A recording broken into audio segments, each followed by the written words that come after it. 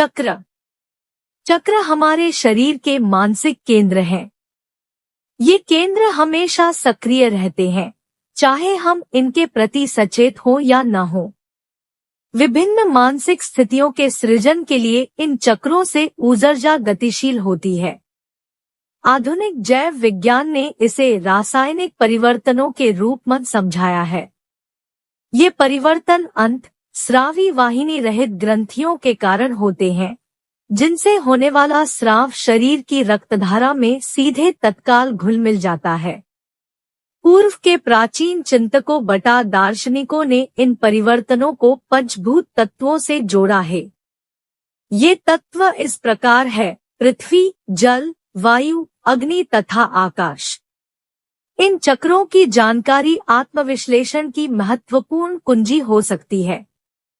आत्मावलोकन संभव है और विभिन्न मानसिक केंद्रों के माध्यम से ऊर्जा की गति देखी जा सकती है। उपवास, दान तथा निस्वार्थ सेवा जैसे धार्मिक कर्मकांडों से यह ऊर्जा ऊर्ध्वाधर केंद्रों की ओर प्रवाहित होने लगती है। यह प्रसुप्त ऊर्जा मूलाधार चक्र में कुंडली रूप में सोई रहती है। साधक की यह ऊर्जा सक्रिय होकर ऊपर की ओर बढ़ने लगती है। जब प्रवाह उच्च केंद्रों की ओर होता है, तो साधक की समूची अभिवृत्ति ही बदल जाती है।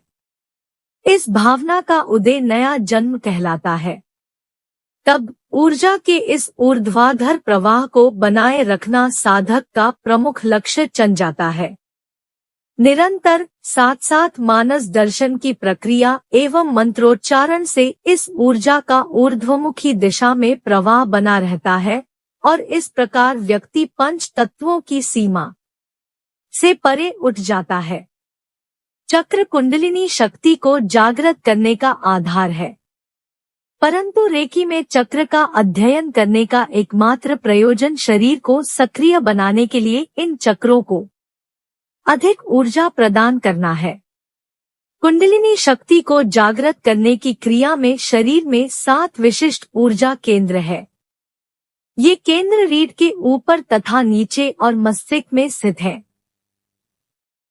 समसामयिक वैज्ञानिक दृष्टि से मानव शरीर की संरचना को सशक्त बनाने वाले ये आंतरिक ऊर्जा चक्र परम आणविक भौतिकी के वैद्युत चुंबकीय गतिज के रूप में जाने जाते हैं। वस्तुत चक्र इस ब्रह्मांड में हो रही गति और लय की प्रमुख अभिव्यक्ति है। इसे परम आणविक भौतिकवादियों ने तुरंत पदार्थ का ऊर्जा में, ऊर्जा का पदार्थ में तथा पुनः पदार्थ का ऊर्जा रूप में परिवर्तित होना माना है।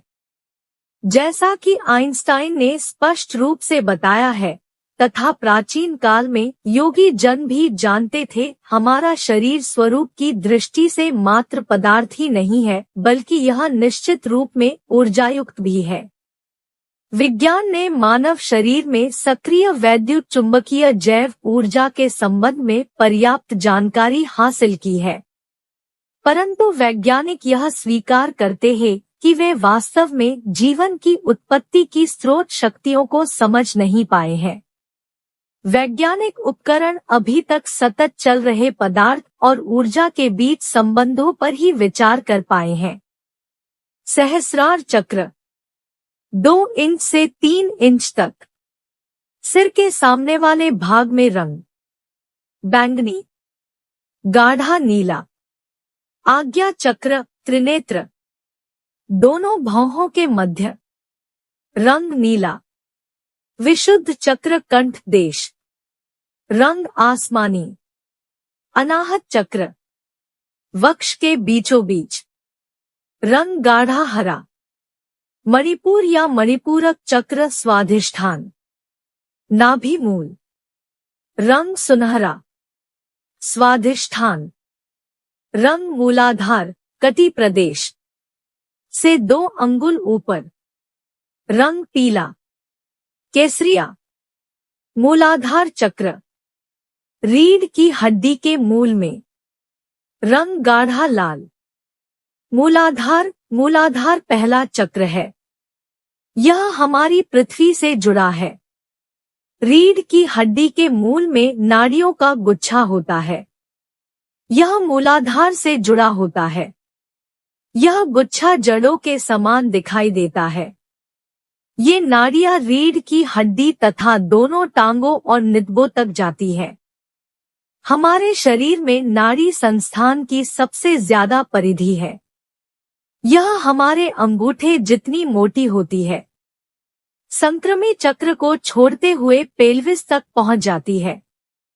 यहाँ से प्रत्येक टांग में फैलते हुए एड़ियों के नीचे तलों तक तथा अंगूठे तक जाती है। कुछ लोग इस मूलाधार चक्र को निचला बेकार ऊर्जा केंद्र मानते हैं।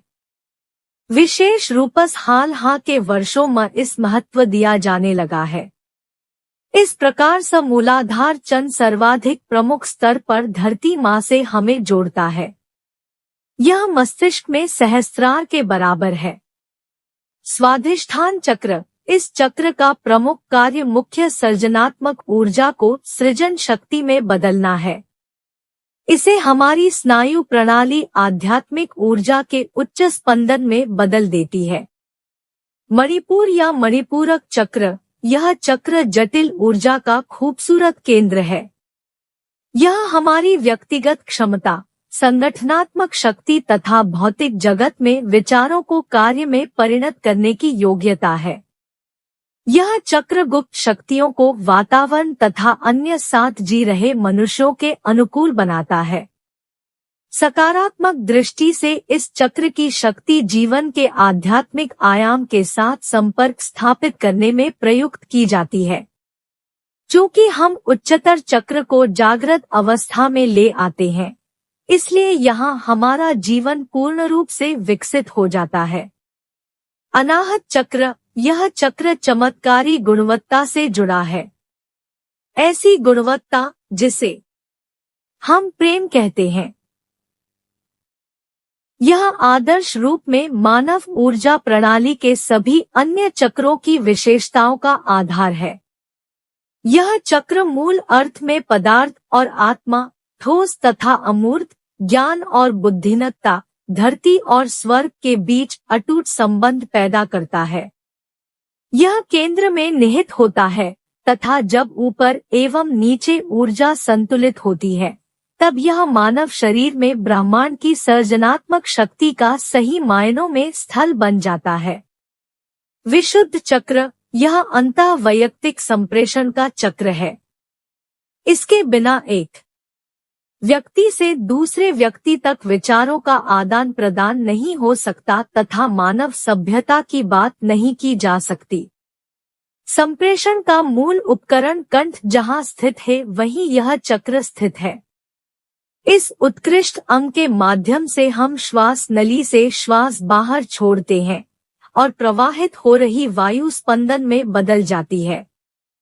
इस प्रकार हम बाह्य जगत से संदेश प्राप्त करके जवाब देते हैं। आज्ञा चक्र, त्रिनेत्र, पहले 5 चक्र मन के नीचे स्थित है। अब हम छठे चक्र पर ऐसे स्थान पर पहुंच जाते हैं जहां सचेत होकर शरीर के उस भाग पर ध्यान केंद्रित हो जाता है जो वास्तव में चेतना पर एकाग्र होता है। मन अंततः सीधे स्वयं को देखता है। 5वां चक्र ध्वनि का चक्र है। यहाँ तरंगे वायु में मौजूद परमाणुओं की सहायता से धीमी गति से वातावरण में फैलती है। जबकि छठा चक्र प्रकाश का चक्र है। इसमें बहुत तेज गति से आगे बढ़ती है। इसके अंतरण के लिए किसी वातावरण से जुड़े माध्यम की आवश्यकता नहीं है। सहस्रार चक्र हमारे मस्तिष्क के ऊपरी भाग की दाईं ओर स्थित भंवर जैसी ऊर्जा है, जहां हम व्यक्ति की चेतना से आगे बढ़ जाते हैं तथा अपरिमित चेतना से जुड़ जाते हैं। जब हम 7वें चक्र की चेतना के स्तर पर आते हैं, तब अलग अस्तित्व के रूप में अपनी मौजूदगी छोड़ देते हैं। मेरा भाव में उड़ जाता है। यहाँ केवल अपरिमित चेतना होती है। हम इसी चेतना का आंतरिक भाग है। अगला भाग देखने के लिए लाइक